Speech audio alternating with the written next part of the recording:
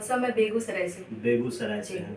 तो अब जब आपने बीपीएससी क्लियर किया, 49th रैंक आया, तो क्या रहा आपके इस सक्सेस के पीछे जो सबसे मजबूत कड़ी थी वो क्या थी? सर वैसे तो बहुत सारी कड़ियाँ होती हैं जिससे मिलकर सक्सेसफुल लोग होते हैं। लेकिन सर पहला होता है कि ट्रस्ट। और क्या है कि ये जर्नी इतनी बड़ी होती है कि एस्पिरेंट्स को अपने आप पे ट्रस्ट थोड़ा-सा उसका डगमगा जाता है।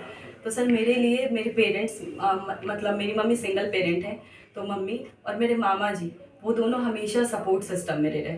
तो सर मैं अपने सक्सेस का एक बहुत बड़ा क्रेडिट इन दोनों को देना चाहूँगी क्योंकि इनकी वजह से मैं जो भी प्रॉब्लम्स आई, ये मेरा सर थर्ड अटेम्प्ट था, लेकिन फिर भी मैंने किया, तो बस उन्हीं का ये था। क्या करती हैं आपकी? सर मेरी मम्मी हाउस वाइफ हैं। हाउस वाइफ जी। हैं, तो सिंगल पेरेंट हैं। जी। क्या घर के और लोग भी कहते थे अब बस मत करो, हो गया?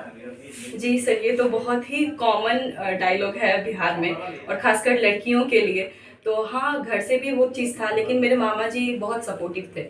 उनको था कि हाँ, इसका तो होगा, बस थोड़ा टाइम लग रहा है, तो बस उनके सपोर्ट की वजह से सारी जो भी प्रॉब्लम्स हुई वो सब टलते चली गई। अच्छा, चाणक्य आईएएस एकेडमी में जब आप आई, तो यहाँ के जो इन्वायरमेंट है और यहाँ के जो फैकल्टीज़ हैं, उन्होंने कैसे आपको सहयोग किया? सर मैं चाणक्य में जब मॉक इंटरव्यू के लिए आई, तो जो भी पैनल मेंबर्स थे उन्होंने बहुत सपोर्ट किया। मतलब मेरा जो भी नेगेटिव थे, जो भी पॉजिटिव, क्योंकि एस्पिरेंट्स के लिए सर बहुत इंपॉर्टेंट होता है अपनी नेगेटिव साइड को जानना, तो मुझे वो चीज़ बताई गई, साथ ही साथ मेरी पॉजिटिव साइड को बताई गई। उससे क्या हुआ कि मेरा कॉन्फिडेंस बूस्ट अप हुआ, और जो प्रॉब्लम्स थी उसको मैं सही से उसके सॉल्यूशंस की तरफ बढ़ने लगी।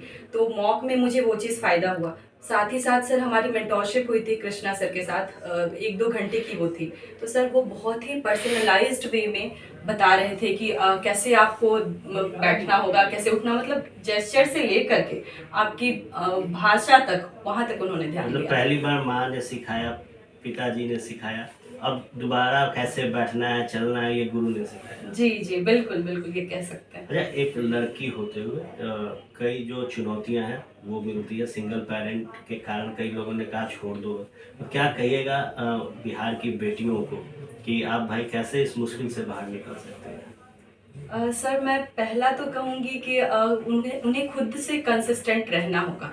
सर ये देखिए, नेगेटिव्स तो ऐसा नहीं है कि ये अभी तक ही थे, ये आगे भी नेगेटिव्स आते रहेंगे, ऐसे कमेंट्स आते रहेंगे कि ठीक है, क्या ही है ऐसा। लेकिन सर ठीक है, उन्हें कंसिस्टेंट रहना होगा। साथ ही साथ सर उनके पेरेंट्स को उन पर ट्रस्ट दिखाना होगा, ये बहुत इम्पॉर्टेंट है, क्योंकि सर इस जर्नी में सपोर्ट उतना ही इम्पॉर्टेंट है जितना इम्पॉर्टेंट प्रिपरेशन है। भावुक आप नजर आ रहे हैं, या जो आपको देख रहे हैं वो भी जानना चाहेंगे, 49वां रैंक आया है, कौन सा डिपार्टमेंट है जो आपको मिला?